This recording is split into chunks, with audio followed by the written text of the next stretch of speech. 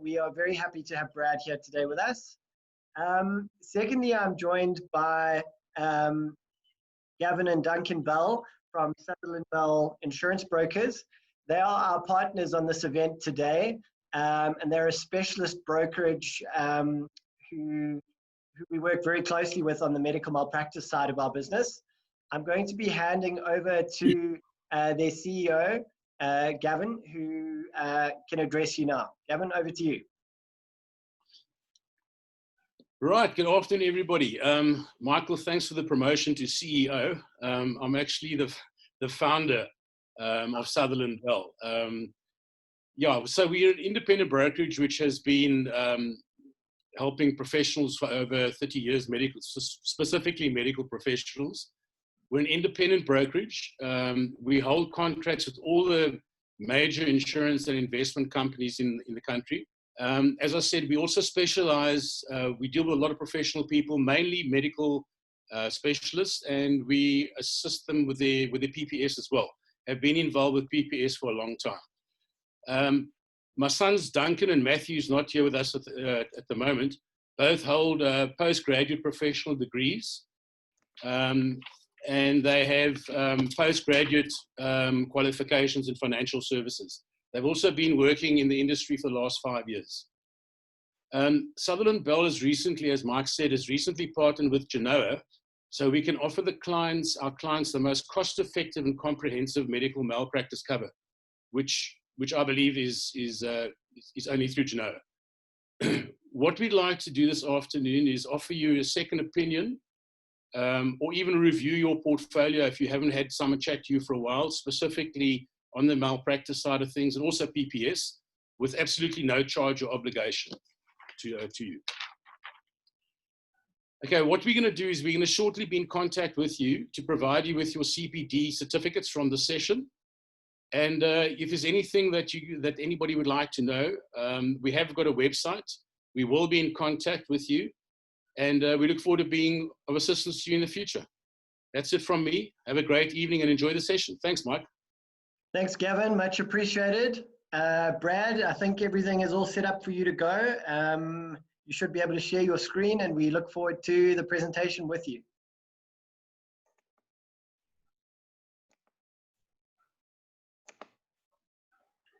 Thanks, MJ, and hello to all of you. It's nice to be with you on this Tuesday night.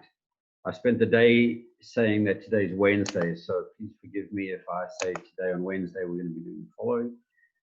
It is one of those typical, I'm a chap who lives out in Muizenberg, and it's a typical Muizenberg day. It's windy and, in Muizenberg it's windy in summer and windy in winter and windy in morning and windy in night. So it's a great day here for me. The purpose of the next couple of minutes, 55 to 60 of them, is going to be to look at social media and unpack those three words. What does social mean? What does media mean? And what does risk mean in the context of our professional practices? Interestingly, over the course of the last few months of providing these programs, and as COVID has impacted on us in our practices in a significant amount of ways, and having had these conversations, a listener the other day said, well, I don't like one of your slides, and I don't like it because it illustrates the impact of an event and an unfortunate error that's led to a whole family being affected. And what struck me about that, which is the introduction to today's talk, is the understanding that when we make an error in our rooms in isolation, the error is limited to ourselves and possibly the patient, the person on the other side of the desk. When we make an error that finds its way onto social media, that goes, as they say, viral often. And you've got hundreds to thousands to hundreds of thousands of people who suddenly start having an opinion on a piece of information that may or may not be complete, a piece of judgment that may or may not be accurate, and one finds oneself cascaded down a often undesirable journey. Now, because I can't see you and I don't know what I'm saying in terms of whether it's interesting you or not, or whether you've got a question on, I'm going to suggest that if you do have a question, put it in the chat box. I'll see the chat box come up on the screen here, and I can answer your questions in real time as we go through. One of the perks of social media, I suppose, is this. And I thought I'd start by introducing the concept that, for some reason, we're going way ahead of where I'd like to be, that the concept of social media is something that has expanded radically over the years. And in terms of our guidance as practitioners, there are a number of booklets which are important, but in terms of when we look at embracing user-generated content, specifically through social networks, and we're going to unpack over the next couple of slides what defines a social network or an internet forum. The guidance booklet, the ethical guideline, is the Health Professions Council of South Africa's ethical guidelines booklet 16. If you're not conversant with this booklet, or booklet 1, which is our responsibility as practitioners, or booklet 2, the ethical guidelines book, or booklet 4 on informed consent, or 5, which is on disclosing information, or 9, which is on record keeping, or 10, which is on telemedicine and telehealth, I suggest that you download this booklet. It's a mere 334 pages. Each of the booklets is there. And I say that to you because there's a lot of information that isn't only in one booklet, and it's not something that we can capture in one single conversation. And the goal of these conversations is to have you reflect on your own practice and reflect on the way that you transact and behave and participate with other people, and create a checklist of sorts. Ask yourself the question, in terms of my perfect world, how am I doing on managing my social media risks? So I say that as we kick off here because I'm a big fan of Atul Gawande's books, and he wrote a book called Checklist Manifesto. As a general surgeon for the World Health Organization, he was recruited to try and look at why there were poor outcomes in certain circumstances, especially in low, medium income countries like ours. And he found that where there are necessary steps that we should be taking, we often leave out one or more of those steps.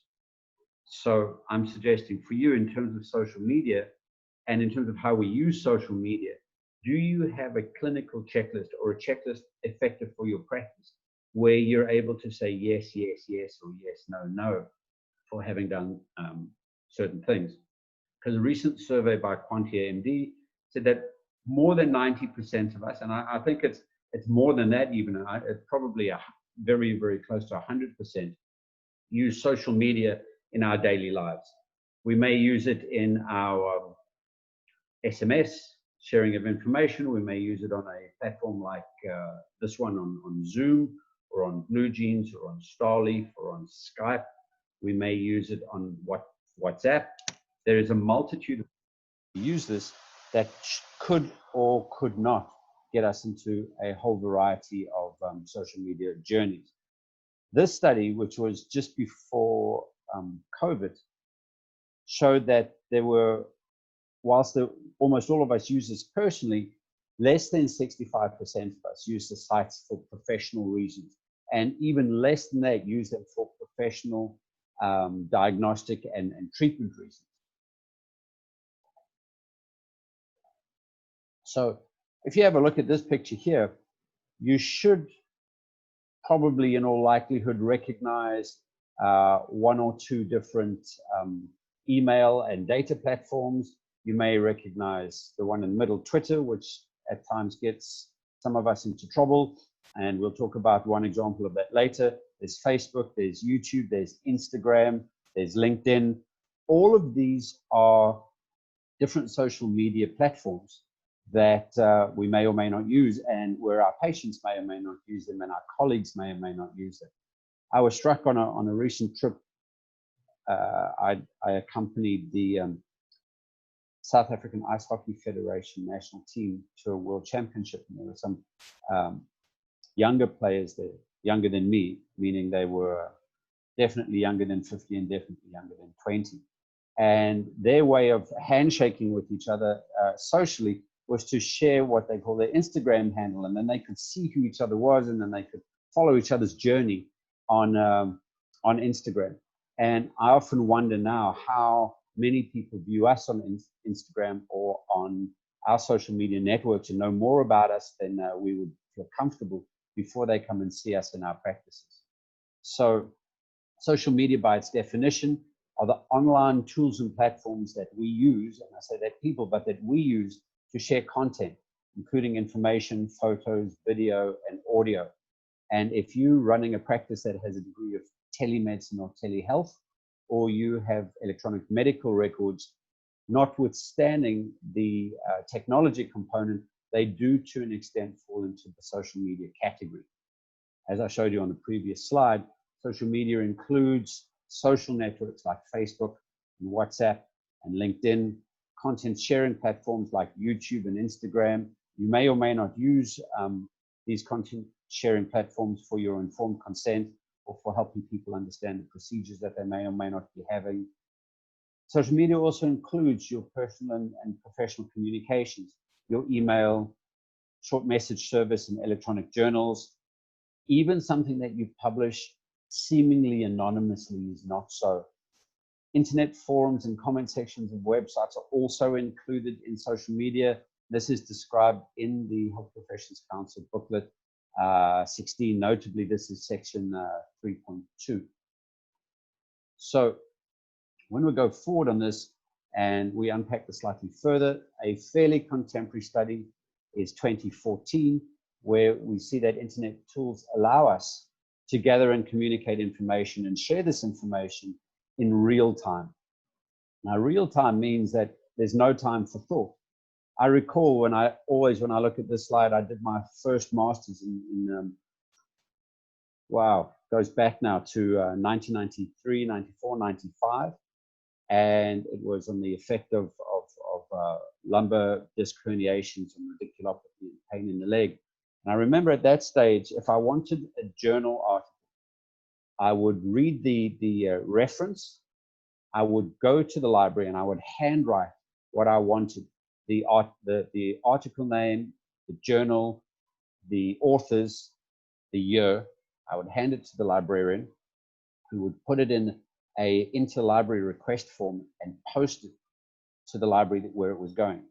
And then if I was lucky, 2 weeks later, the librarian would call me, leave a message on my cassette-based answering machine, or I would walk into the library and ask her if it was there. And if she or he said yes, I would get a brown envelope that I would open, and it hopefully had the right article. Nowadays, I can go online, as can all of you. You can type in a search word. You could type in my name if you wanted to search my name, and in real time, you would get a series of information and a whole breadth of information, which allows us to now communicate constantly. And that presents in itself potential risks, both to patients and ourselves as healthcare practitioners, regarding not only the distribution of poor quality information, but information that could potentially damage our professional image. It could be the sharing of information that breaches patient privacy, and we'll talk about that in terms of the recent changes in our national regulations, like the Protection of Personal Information Act, POPI, and it can also affect your licensing or your legal position. So social media has become a lot more than it was.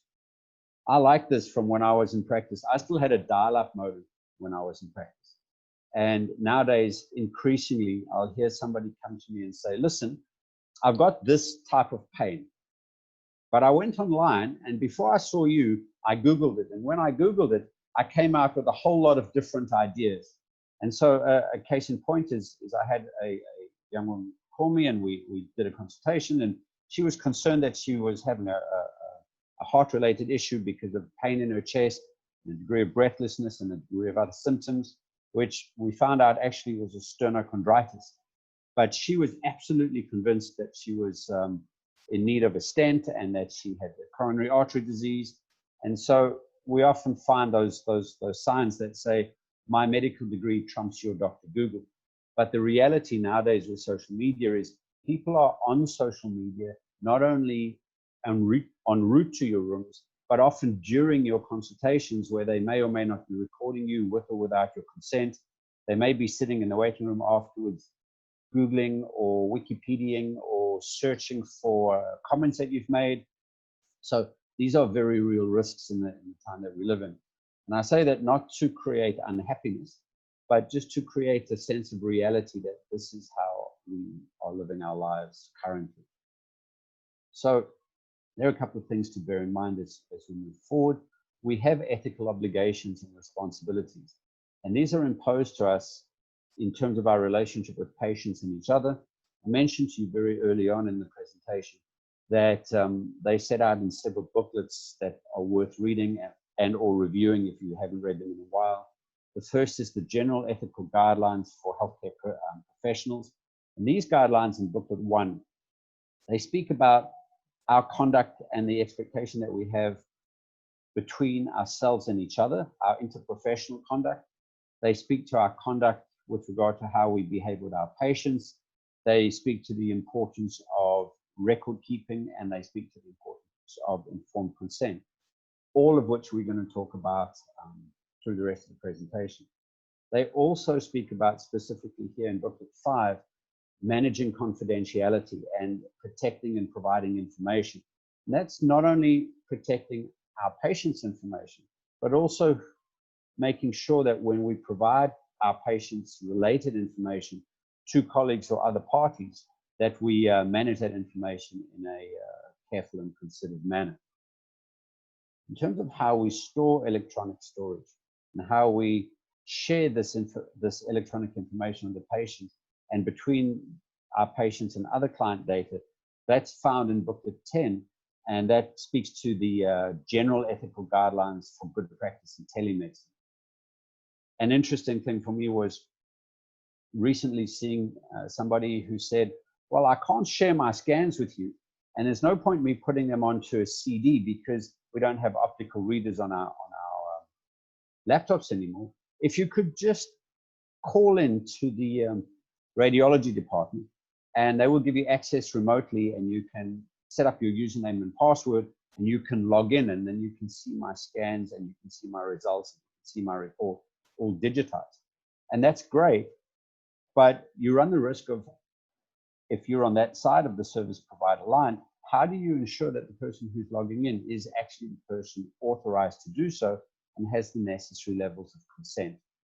And that's where I'm suggesting to you that you're mindful of the other booklets, booklets 1, 4, 5, and 10 specifically, as we talk about social media and social media risk. So this photograph that you can see on your left-hand side of your screen is a book that you can purchase in the stores. Don't film yourself having sex and other legal advice for the age of social media. There was a joke which was funnier then before this book was released. It said, if you don't want compromising pictures of yourself on the internet, don't take compromising pictures of yourself. And I think it's a very real situation. In some ways it's sad, but some ways it's also pertinent that we have to be mindful of how we manage our conduct, because we can find ourselves very quickly in a position where we are exposed without intention. I mentioned to you earlier the Protection of Personal Information Act. This act was promulgated in 2013. It's taken 7 years to now come into full effect. And as of the 1st of July 2020, the Protection of Personal Information Act is now, all of its requirements are now in full effect. But what it does is it specifically outlaws the gaining or the acquisition of data about a person's health or sex life outside the healthcare setting.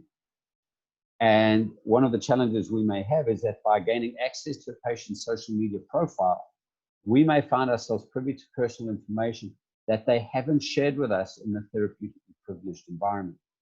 Now, if that's the case, one has to ask oneself, what may one use and what may one not use, and what do you disclose to that patient that you know about and that they haven't shared with you? That in itself creates what are called errors by commission, which is an error by something you've done, or an error by omission, which is an error that's a result of something that you've left out.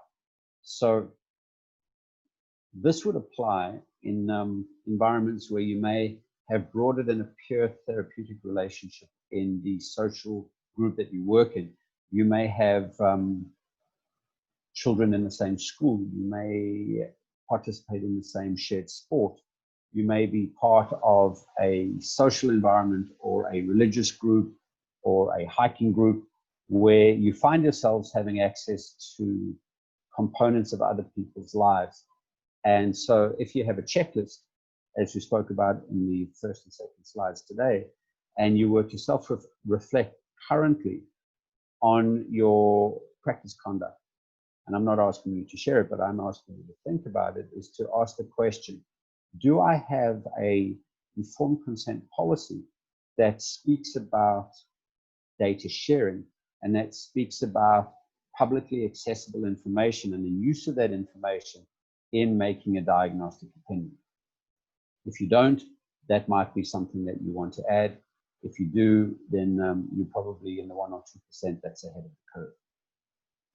So when we go forward now and we start looking at consent, and this is not only in, well, let's say in addition to being encapsulated in section 6.3 to 6.5 of booklet 16, when we start talking about consent and written consent, we're also talking specifically about the provisions of booklet 1 and the provisions of booklet 4 on gaining consent. And consent is an expression of permission to a specific act. So if you're looking to get written consent, you need to be able to understand that that consent needs to be informed. In other words, the patient has to understand what they're giving you permission to do, and your actions are limited to what they've given you permission for. So in terms of access to publishing information, and publishing information can be anything from sharing a note to sharing an image to sharing a test result on a platform. And that platform, as you saw earlier, could be a WhatsApp platform, it could be a Skype platform, it could be through an educational program that people are dialing into, like the one that we've got here. So healthcare practitioners, us, we need to get written consent of a patient before publishing information about them in any media to which the public has access, whether or not the healthcare practitioner believes that the patient can be identified or not. So key phrases here is written consent of the patient is number one. And so on your self-reflection is, do you have a written consent or an informed consent form that you use with your patients where you may or may not be using their information in a broader forum? Number one. And many of you will recall, and some of you probably still do, attend a series of lectures, maybe once a week or maybe once a month with colleagues, where you share interesting cases. Now that interesting case takes us to piece number two, which is sharing them on media to which the public has access. Now, let's say I went to attend a CPD program at a facility, and we're all colleagues in the room, and I start giving the presentation, and I put up an image, and the image relates to Mr. X or Mrs. Y or a child of Z. And I put it up on the screen, and I don't begin with a disclaimer that says, this information is private, confidential, and protected under therapeutic privilege. Please do not record or take images of this picture or this scan or whatever it is I'm sharing with you, this photograph. Please do not take pictures of that for any reason whatsoever. Because if I do, let's say I take something and it's up on the screen and one of you takes a photograph of it and shares it with a colleague, and the colleague's child has access to it and takes that picture and screen grabs it and shares it with their friends. The minute that's happened and you've taken the picture outside of that therapeutically privileged environment, the public now has access. Now, maybe or maybe not, the patient can be identified. It could be a cross-section of nose to nipple to shoulder. Well, there's no necessarily identifying features there unless there's a tattoo or there's a marking that somebody recognizes. And so the risk that you have is that the patient could or might be identified, that the information that you share could or might have public access, and that in all instances where you're using that information, you need written consent. So your consent would logically follow along the lines of, I would like to use this information. This is meaningful consent. I would like to use this information of yours in the following manner, for the following purpose, with the following controls, and the risks are as follows. So that the person who's getting it says, okay, so you want to use my CT scan, MRI, ultrasound, tracer in the following way for a CPD lecture where you won't identify my name, so that other people can see that this unique anomaly or this highly unusual case is as such, and that this will not be broadcast or made available in the public space. They sign it, you date stamp it, and you put it in the patient's file. That's what we mean by the written consent.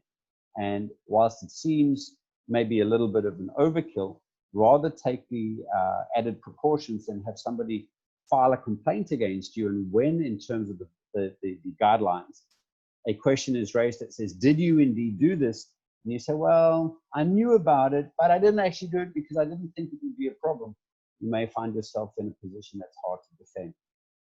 So understand also that if the patient is under the age of 12, a minor and under the age of 12, because a minor is under the age of 18, you'll need written consent from the patient's guardian or their parent, and they could be different. So the patient's parent may or may not be the patient's guardian. And you also need the assent or the agreement of the minor, assuming that the minor is precocious enough to understand what it is that you're asking of them. So one of those examples is that you would share information, or you might share information for the sake of diagnosis and or treatment and or education and training through social media.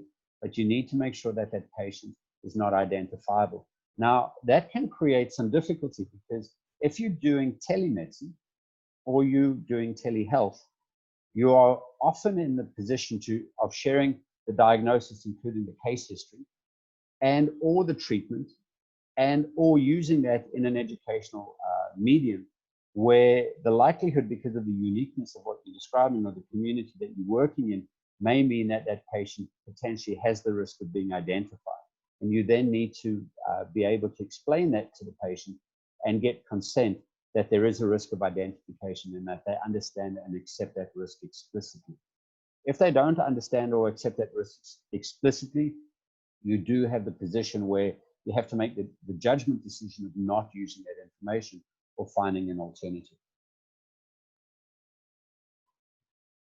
We recognize, and this is often and not always, but significantly the case, that social media is beneficial.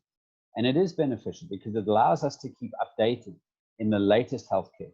It allows us to keep updated in developments. And think about where we are now. We're in a position where probably more so than ever, we have broad-based CPD. I used to do these talks, and the fun thing about these talks for me was I would get on an airplane, go to a site, meet 40 to 800 people at a time. It was fantastic. Now I go into my lounge, I meet no one. I connect with 40 to 400 people. It's less fantastic because I don't get to meet any of you.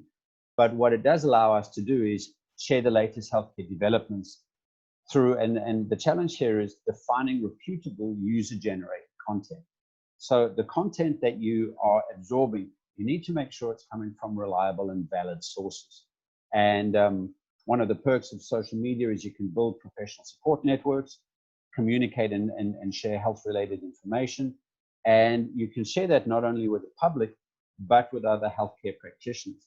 Now, in a manner that sounds great. But if we think about the last slide, when we start sharing and communicating health-related information with the public, our burden of responsibility and the onerousness of what we do escalates quite significantly, because once we start sharing this information, and the information's in the public eye, people know people who know people. So you may have heard of a social experiment where they wondered how many connections it would take to be able to share a letter from one part of the world to another part of the world where the people didn't know each other. And the rule of the social experiment was, I'm going to pass a letter on to you. I'm going to ask you to send it to an address, but you can't send it to that address. You have to give it to somebody who you think might know somebody who might know that person. And at that stage, they came up with what they called the 6 degrees of separation, because when they measured the postal stamps or the number of people who handled the letter, on average, there were 6 handshakes or 6 handling of the letter between the original person who received the letter and the recipient of the letter. That exercise was redone in a very contemporary manner, and it was found that that's gone down to, on average, 3 to 4 degrees of separation. So it's almost half in how small our network has become as we know people who know people because of the way that social media allows us to be. So there are challenges, and us as health practitioners can engage fully in debates on health matters, but we need to be aware of the laws regarding defamation and hate speech and copyright, and that these extend to the content shared on social media. So I want to talk very briefly about each of those. There is a very specific requirement in your registration that says, don't speak badly of another colleague. And that's also a civil issue. And the difference between a criminal issue and a civil issue, as you well know, is that the criminal issue is where the state prosecutes you for breaking state laws. The civil issue is where I have a disagreement with you, and because we have a disagreement, we end up having somebody adjudicate or making a decision as to which one of us is right or wrong. And defamation certainly falls into the latter. It's a civil argument between 2 people around whether you have said something that's hurt my reputation or caused me damage in one of a number of ways. Hate speech, on the other hand, is a statement around a specific group of people, and that is often could be considered to be a criminal issue. Now, copyright is designed to protect the author or the person who generated the content. So there's nothing wrong with sharing information that you've read, and you'll notice where I've shared information with you, there's referencing to that information. If you're going to share information on your social media platforms, you need to give credence to where that information comes from if it's not generated by yourself.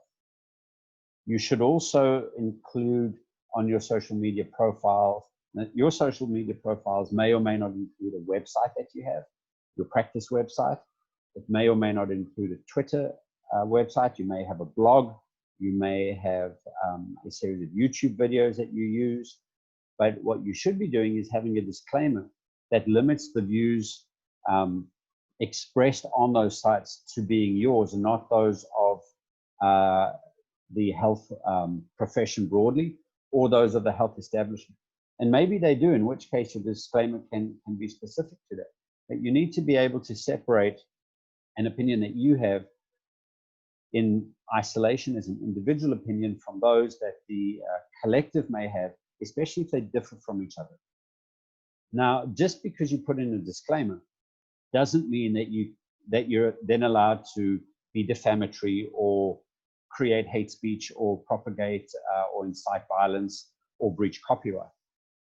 Your disclaimer still needs to be in place to say these are my views, but your views still have to be lawful and they still have to preferably be with good morals, because otherwise there are certain social conventions, not only the legal conventions, that you are breaking. So bear in mind that your disclaimer doesn't allow you license to do hurtful or provocative behaviors within your environment.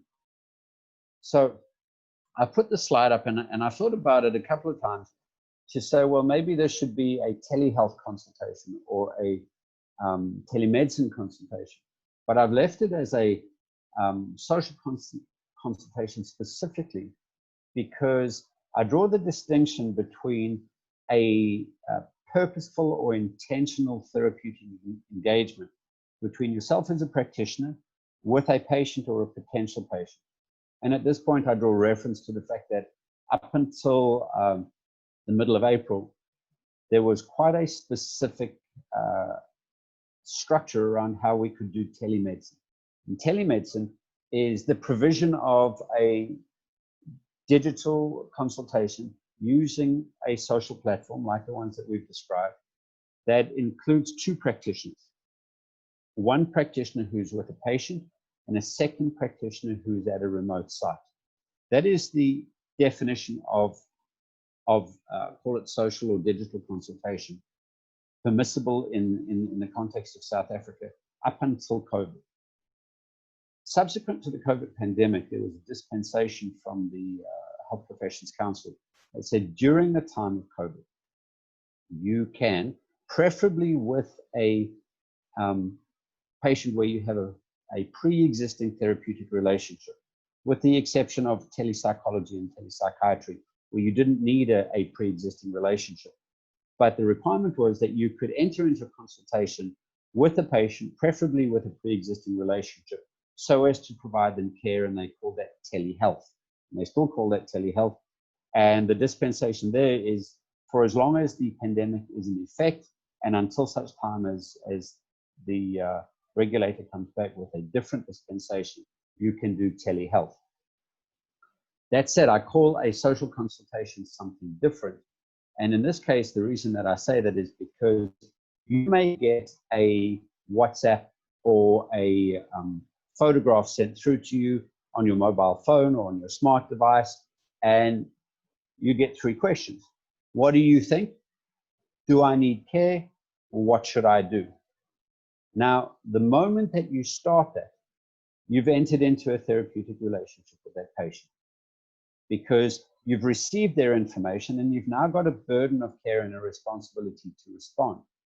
So part of self-reflection, I would say to you, do you accept social contact on WhatsApp from your patients? And do you have in your informed consent form, in your general consent with how you run your practice, a specific note around information shared on social media platforms? And if you don't, I suggest and suspect that it's something that you may want to do. The first time that I shared this social consultation slide with an audience, I had an individual in one of the front rows. And it's always nice when people are in the front rows. It means that they got there too late and all the back rows were full, so you know that they're now in the row closest to you. But this surgeon put up their hand and said, well, I do a very specific kind of surgery, and on LinkedIn, I'll get a whole long, several hundred-word note from an individual that says, my child has A, B, C, D, E, F, and G, and because of that, I've been told that you are the right person. Can you help? And the person says, well, what should I do about that? And I said to them, well, the very first thing that you should be doing is you should have a response for social media when somebody approaches you that says, thank you for the information you've sent to me.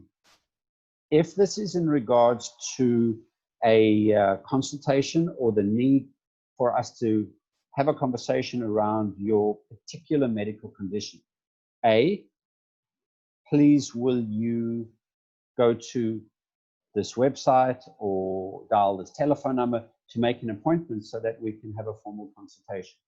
B, if this is an emergency, please go to your emergency room. And the reason that I say that is because you may or may not inadvertently be providing advice to people, and that's fine as long as everything goes well. I had a question that was raised one of the first times I put up these slides where the person said, yeah, well, sometimes my friend will write to me and they'll ask me a question. And I said, well, that's great. But if you give them advice and the advice is incorrect, or you give them advice and they have a poor outcome, and they regard that poor outcome to be because of your advice, the likelihood is that they won't be your friend anymore and you will be getting letters from their representation, their attorney. So I think it's something that you may want to be mindful of, is the risk of the social consultation.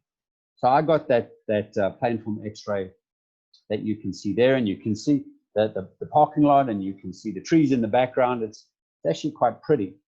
But they asked me, what do I think? And I had a look at this, and you can see there the acromioclavicular joint in the top left. And from this angle, it looks like it's a fairly severe impact. But what it was a grade 1 subluxation of the acromioclavicular joint. Now, at this point, you can't see there if there's a partial tear. You can't see any soft tissue damage. You can't see what the ranges of motion are. You don't know what the pulses at the wrist are. So do you need care? What should you do? My answer to this patient was, thank you for sending this to me. You need to go and be assessed in the emergency rooms because I'm not available for you to come and see me in my rooms. So my question to you is, what do you do when you get something like this, and how do you respond? I sometimes get a picture of a person's limb or an extremity as a result of a sporting injury, and they say, well, what do you think? It's impossible to know. And unless you have a very sophisticated way of then converting that into a telehealth consultation, you may want to be wary of social consultation. You may want to be wary of the implications that has potentially for you in the event that the outcome is poor. We never worry about it when the outcome is good, and we seldom thanked for the great work that we do, but we're always criticized for the poor work when the outcome is adverse. So as we progress through this, understand that we need to make sure that the patient's information, when it's sent, the recipients of that patient's information, especially if you've created a broadcast group like and I use WhatsApp because there was a very good article written, co-authored through MediClinic around the risks of broadcast information using WhatsApp groups. So understand that the recipient of your information understands that the information given to them is in confidence, and they must respect that information. So when you share information on one of your practitioner groups, or you share it with a couple of colleagues, have they acknowledged that the information that you're sharing with them is protected and privileged? You also need to recognize that the disclosure of information on social media needs to be kept to a minimum. And largely that's to protect the rights of the patient and patients as a whole. You need to recognize further that there are often invisible groups that may or may not read your information. And an example of a experience with me is I got a phone call from a police station saying, we're looking for you. And in fact, when I answered the phone, they said, we're looking for Dr. Byron. Now, I'm always a bit worried when somebody only calls me by my title because it's so rare. They said, we're looking for Dr. Byron. I'm Inspector so-and-so from this SAPS police station. Well, my blood just went instantly cold because you can imagine what it's like if you got a call from an inspector at a police station and they're looking for you in your professional capacity. What's the first thought that comes through your mind? So it turns out in this case that they had arrested somebody who had a collection of mobile phones, and when they opened up the one phone, they could see my name and my number, and there was some communication that related to it. But in doing so, they said, look, we don't know whose handset this is, but we can see your number on the phone and we can see some communication. So do you know whose handset this was? And as it turned out, I did. But the reality was, because they didn't have a secured two-step authentication and they didn't have access control, all their communication that had to do with their patients, and in some cases, in this case, my patient, in other words, this person, because we talk about patients and practitioners in the third person, but we're all parties to this, we're all people. So this was a person's information that was accessible to a whole lot of other people because it had been shared or stored on a device that wasn't secure. So if you have a device like your smartphone and you have a teenage child who has access to your phone, understand that they may be a visible group, even though an unintended group. They may also be an invisible group because they may have a screen or device sharing ability with you, where some of your, for example, if you've got 2 or 3 devices that are connected to each other, you may inadvertently have other people looking at your groups. You may also, through cyber terrorism and cyber attacks, have people cloning your devices and using your information without you seeing. So those of you that have smartwatches or smart devices, and you athletes and you use that, a good example of that is Garmin. If you've tried to log on to Garmin in the last couple of days, you'll realize that you can't. And by now, I'm sure you all know that they've been the victim of the cyber attack, and there's ransomware, and they won't release their data until such time as a ransom is paid. Now, if you're relying on that data, like certain of the airlines are, but if your electronic medical records sat there, or your health records sat in that space, you may feel quite vulnerable and potentially exposed, as the case may be. So there is a challenge that social media can blur the boundaries between the professional practitioner and patient relationship. And some cases it does. And we spoke earlier about the fact that you could have a social media presence and a social presence, and then you can have your professional presence, and sometimes they'll overlap. And to be fair, they often do, because a lot of times your social environment helps promote the growth of your practice. The manner in which you keep those two separate is important. So there is a challenge, and the recommendation that comes through out of the Health Professions Council is to not interact with your patients via social media platforms as a rule, because a failure to maintain those strict professional relationships can create ethical dilemmas for yourself. They can create blurring and professional confusion between yourself and your patient. They may result in a difficulty of maintaining therapeutic privilege. And so my question again for you is, when you do a social media risk assessment of your practice, have you checked to see how many of your patients you have a social media relationship with, either pointedly, perversely, accidentally, or societally? And if so, how do you manage the differences of that information that comes in? If you are a person that uses WhatsApp and you use WhatsApp for your practice, do you have a personal WhatsApp account for your relationships, your social relationships, and a business WhatsApp account for your clinical dialogue? You may want to have a look at that and consider that if you do communicate using a platform like WhatsApp, that you still need to store those notes that you made. And it would be a safe or prudent decision to keep your WhatsApp notes that are client or patient related separately, store them separately, screenshot them separately, and if necessary, digitize that and keep it as part of your electronic medical record. Now, it's interesting for me is that I migrated off handwritten notes onto a electronic record keeping system, which is not without its own pain, because it's much easier to take a contemporaneous handwritten note, and often faster. Not always more elegant, but often faster. The question is, what about backup files and information done on a platform like cloud-based OneDrive, which may contain personal or patient information? That's a great question.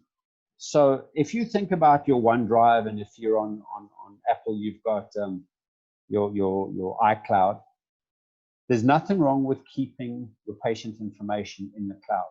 You just need to make sure that your documents are password protected.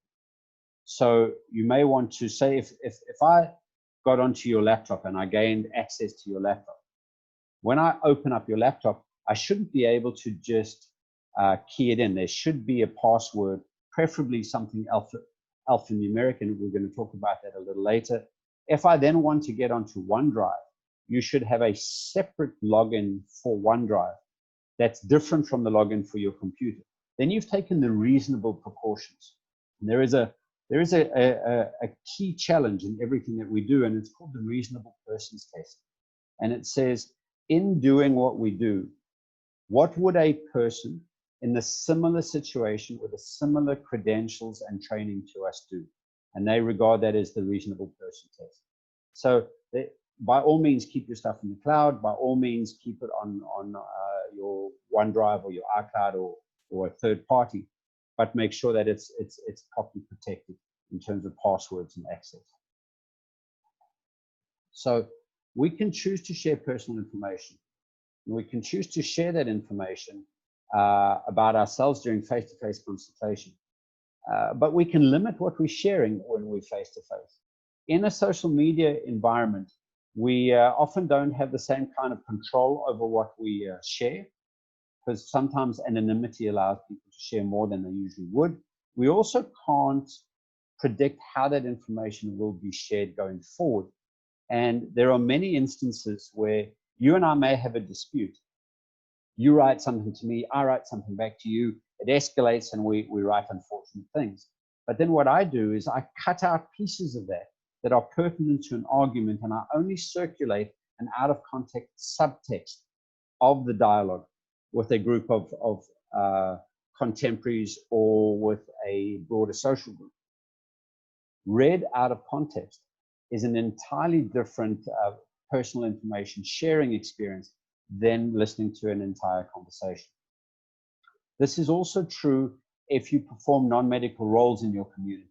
You may be part of a community religious group, you may be part of a social group that we've spoken about, a school group, but understand that you will, in those groups, get social media requests from people that you know in your non-professional capacity.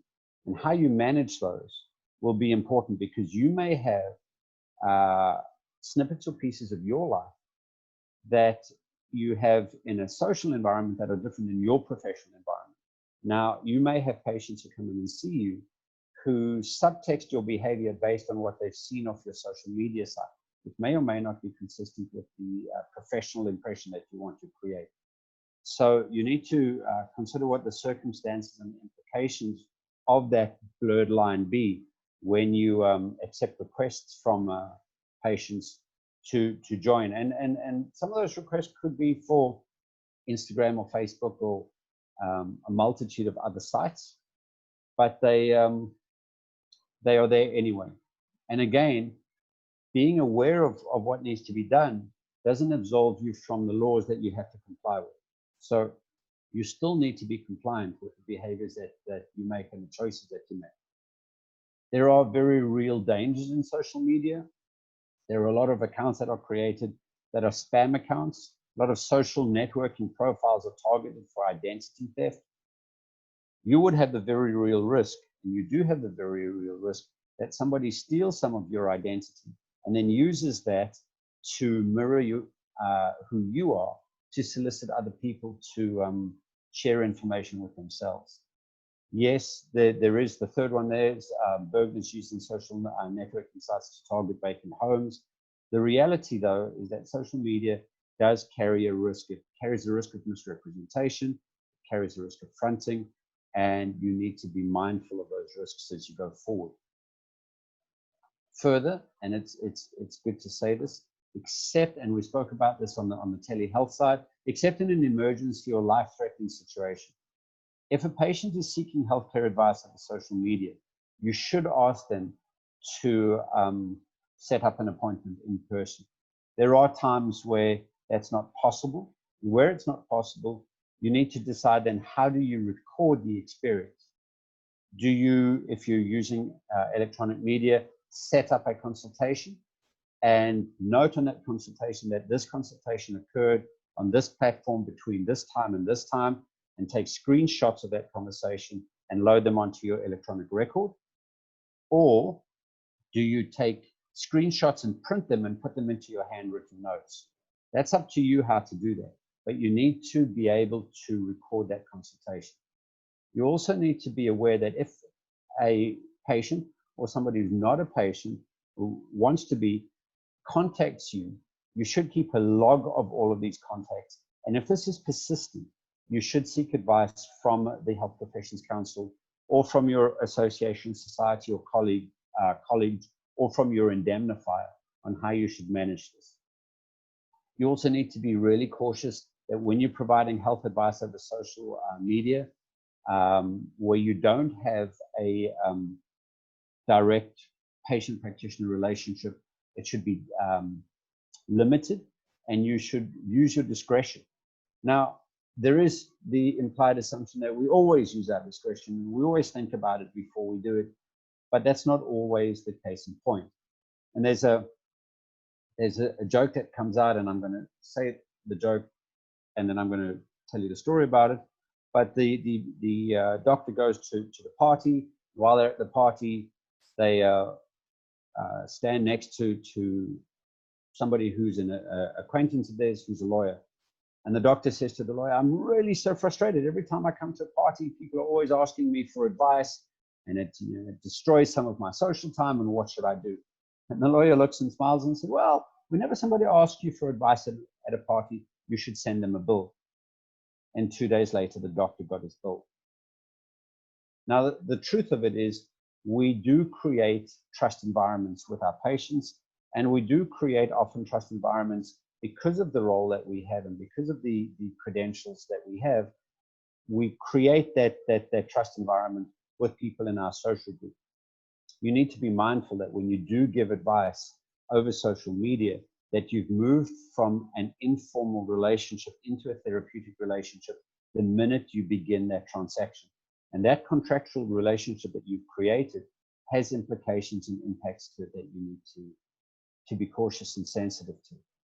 So an example of that, many of you will have known about the debate on Twitter as it affected Professor Tim Noakes. That led to the statement of saying there is a difference between spreading scientific information, not medical advice. Now, it's a very difficult position to find oneself in, where one has to not only defend oneself in terms of the information that's shared, but the mechanism or platform that it's shared on, and the perception of third parties as to whether it was appropriate or not. So when we look at social media, when you're sharing social media online, the recommendation is it must be evidence-based, scientifically sound, and generic. And generic in the sense that the recipient of that information must be directed to a consultation with a health practitioner, and not perceive this to be direct consultation to them. Now, I think that's a very difficult thing to do. And I think we live in a world now that doesn't always capacitate that kind of separation. Also, there's words there, evidence-based, scientifically sound, and generic.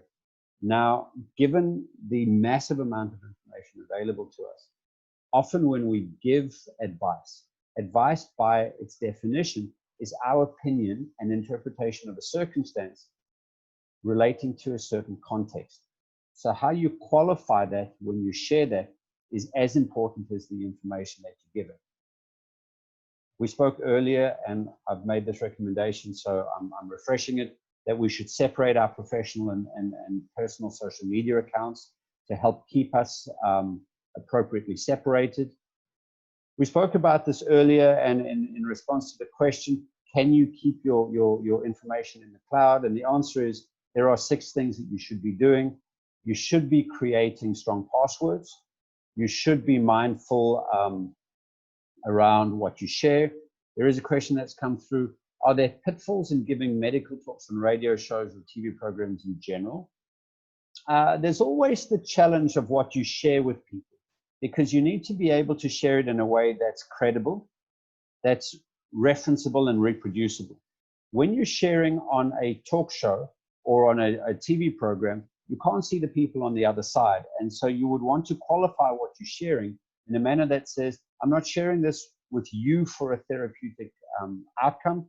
I'm sharing this so that we can begin a dialogue, or that I can point you in the direction, but my information doesn't substitute for a good face-to-face or telemedicine, telehealth consultation. I think that's an important distinction to make. When you're working, just to close off this, when you're working with your laptop or you're working with technology, your handset, your smart device, check your privacy settings. Preferably have 2-factor authentication. Don't click on links or apps unless you know where they are. And don't accept unknown connections or friend requests, because it puts you in a position where you can be hacked. So in closing, the few comments that I want to make, you need to be aware that there is no such thing as anonymity when you are a health practitioner and you engaging on social media platforms. Your identity and where you are can always be traced through your IP address or through your linked accounts or through the handset that you're using. Err on the side of caution when you're using social media. If you think it's unethical, or you think that it could be, or you question whether it could be ethically or legal or legally permissible, pause. Pause and check. There's a saying in the corporate world where I spent many years that says it's better to ask for forgiveness than for permission. I think in our world, it's better to ask for permission than forgiveness, because our reputations and the reputations of our practices and professions are brittle, and you don't want to be in a position where you can't defend it. So at this point, I'm going to hand back to MJ and say thank you very much for listening to me. I hope that hour was a short and interesting hour for you, and I'm open to answer any questions that you may have. Many thanks, Brad, for a great talk. Doctors, this is now your opportunity to address any questions that you may have to Dr. Byra based on the presentation. In order to do so and to unmute yourselves, you just need to hold down spacebar on your laptops or your computers, and that'll temporarily mute yourself so that you can address the questions. I'm going to hand this over to the floor and wait a couple minutes. If we don't hear from anyone, it means that Brad has answered all of your questions during his talk, in which case we'll wrap up for the evening and everyone can head home to their families and get a nice glass of wine and a hot meal in this cold winter evening. So over to the floor.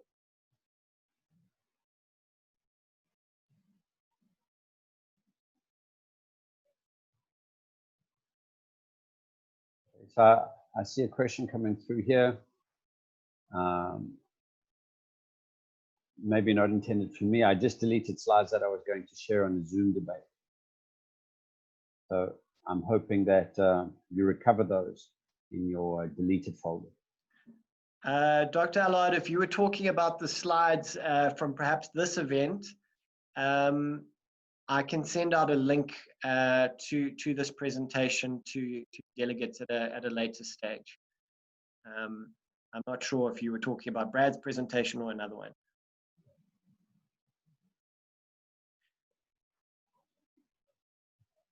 Anyone else? Okay, Brad, I think that everyone, and no one's dropping off, so everyone seems to be happy just to sit around here. No, I'm joking. All right, doctors, thank you very much for your attendance. Please do follow us on either the Genoa Underwriting Managers South Africa LinkedIn page, or alternatively on YouTube. If you type in Genoa Underwriting Managers, you can see a number of the events that we've done. I'd just like to also point out one last thing. I know that ethics and clinical CPD points are like hen's teeth at times.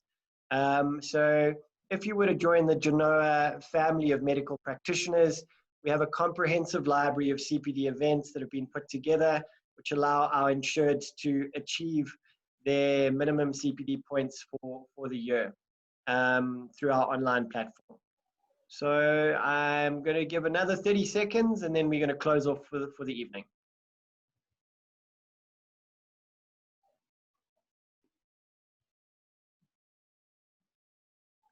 Thanks, everyone. I appreciate you listening and being here on this Tuesday night. If you do have questions, you're welcome to send them through offline. And if not, I hope to speak to you and see you again soon. Fantastic. Brad, thank you again for addressing us all. Doctors, have a great evening. I'm going to be signing off. Enjoy the rest of your evening.